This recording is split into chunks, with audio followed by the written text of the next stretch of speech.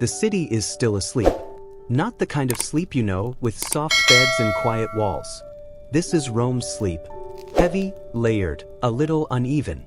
Thousands of people packed close together, breathing in slow rhythm behind stone walls and wooden shutters. It is still dark. The sky above is deep blue, almost black, but not quite night anymore. Morning is somewhere far away, thinking about arriving. But for now, Rome belongs to silence.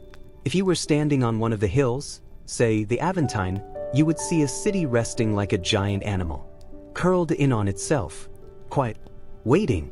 No crowds, no shouting, no carts rattling over stone. Just stillness. Here and there, a few oil lamps still burn. Their glow is soft and weak, like they are tired too. Some flicker in upper windows.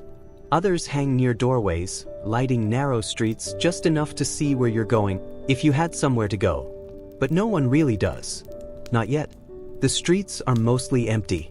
Stone roads stretch out between tall buildings, insulated, stacked high, leaning just slightly, like they trust each other not to fall. During the day, these streets are full of voices and footsteps and life pressing in from all sides. But now, they breathe. A soft wind moves through, carrying faint smells, dust, old smoke, maybe a hint of bread from yesterday's baking. It's not unpleasant, just lived in. Somewhere in the distance, water trickles. Rome is full of it. Not rivers in this part, but water flowing through pipes and fountains, brought in from far away by aqueducts.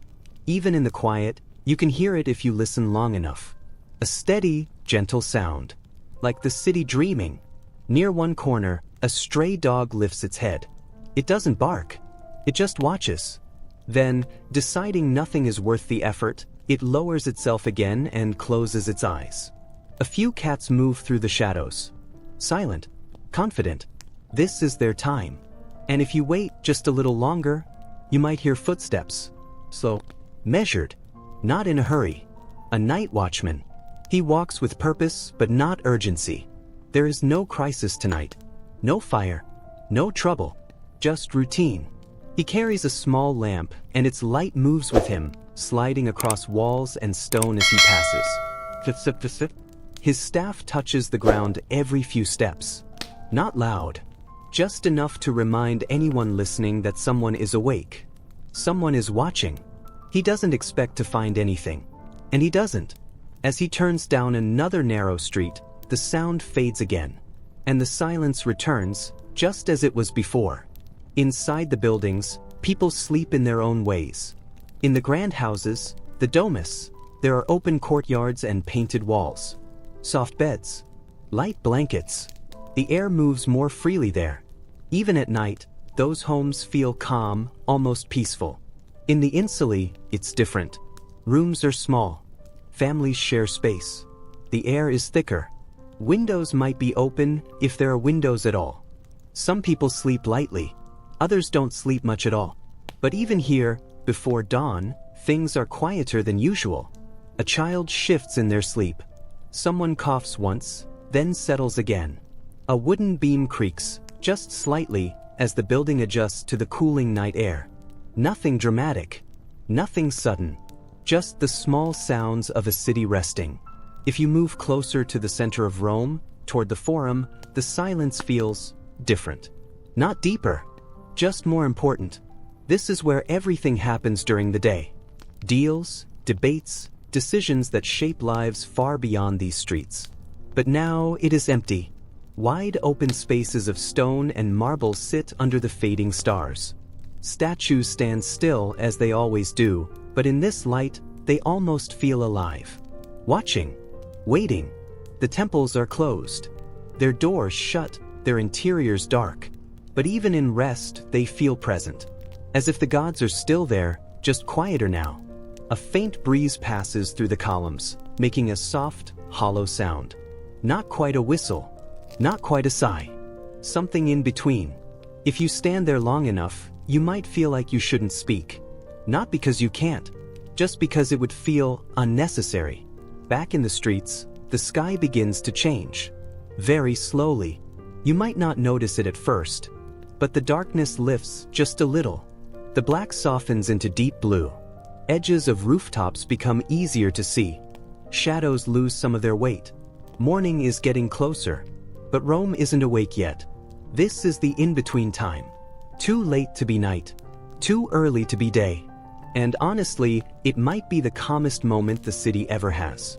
No demands. No expectations. Just quiet space. Even the air feels different. Cooler. Cleaner. Somehow. As if the city has taken a deep breath and is holding it just for a moment longer.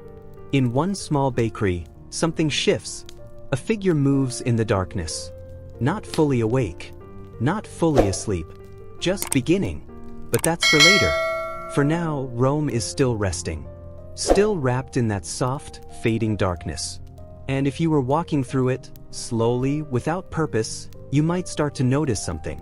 This city, as busy and crowded and loud as it can be, knows how to be quiet. It knows how to pause. Just for a little while.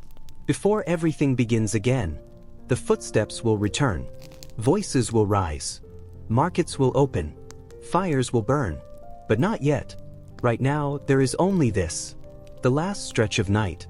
The gentle hum of a sleeping city.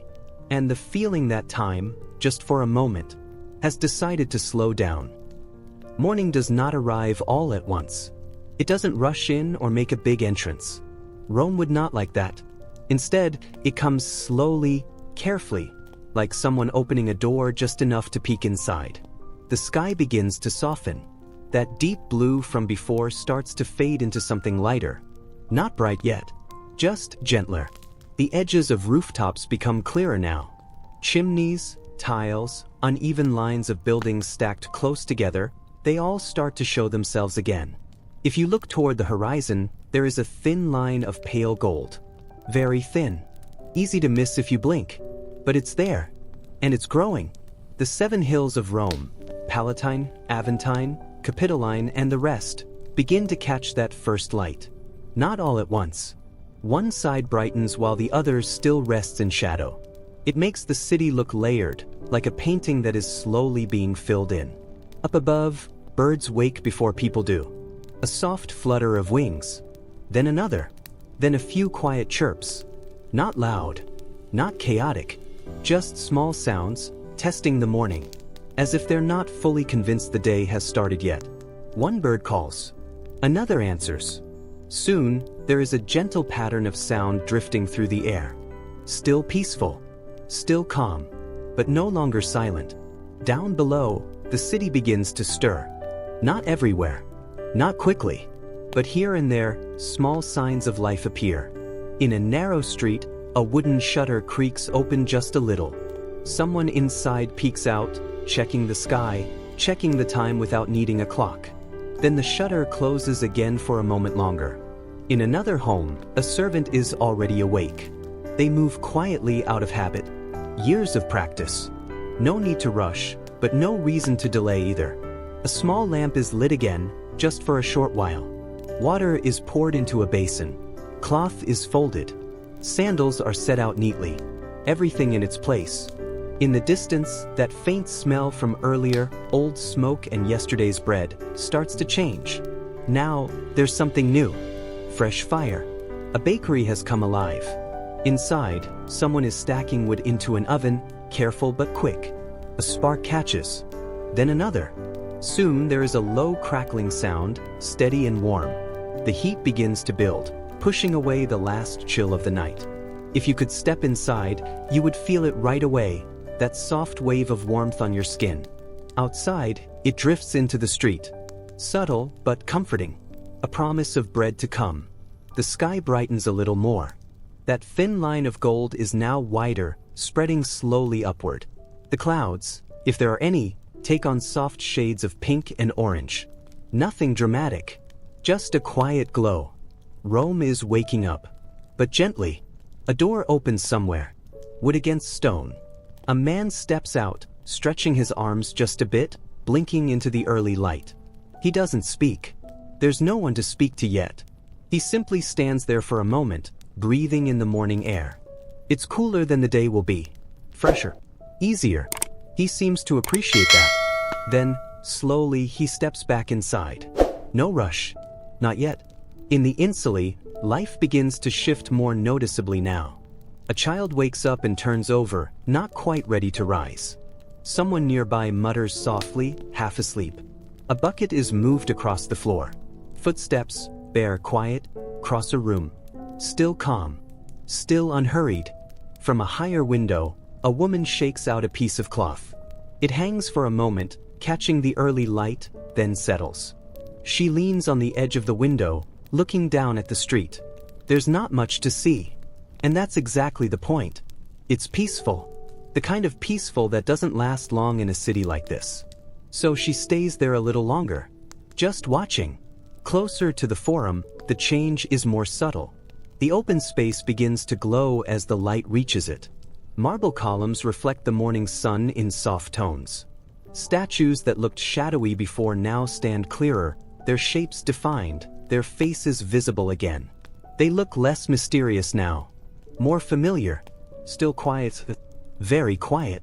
A single figure crosses the edge of the forum. Not a crowd. Not even a group.